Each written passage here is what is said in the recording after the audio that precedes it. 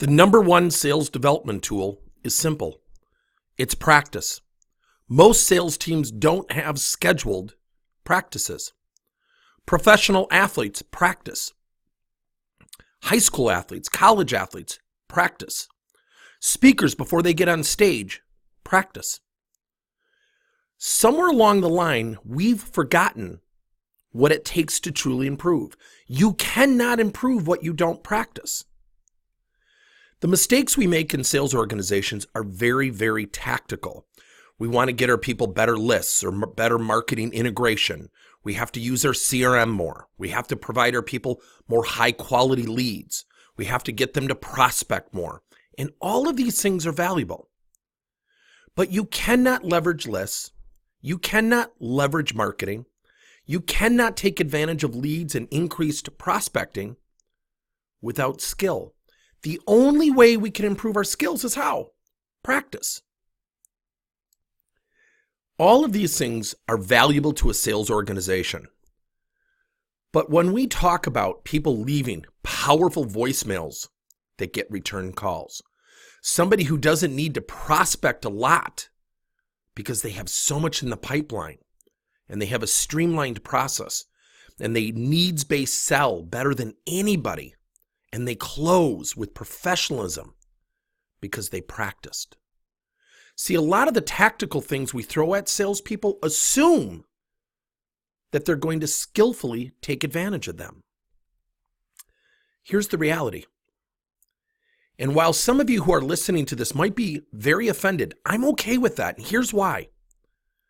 We have to be honest about who our salespeople are. Not all of them, but the vast majority of the organizations out there in a recent study showed that 57% of salespeople do not hit their quota.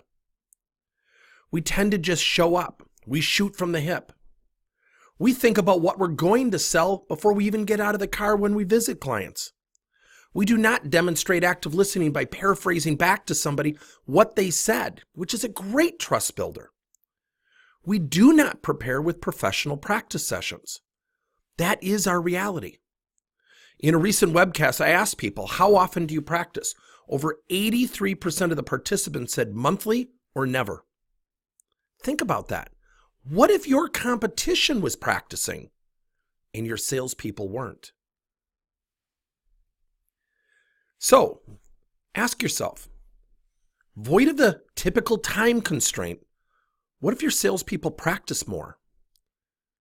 Dare I say, what if they actually enjoyed it? What if they actually supported one another? What if they practiced in a safe and inspiring environment? So at Progress Coaching, we do something very interesting. We leverage something called feedback progressions and peer-to-peer coaching in a very structured way that when people are done with the sessions, they actually walk out and say, that was actually kind of fun. See, if we can have fun and practice, if we can use feedback strategically and practice, if we can actually structure feedback that someone receives it professionally and openly and have fun, we're going to be ahead of the competition.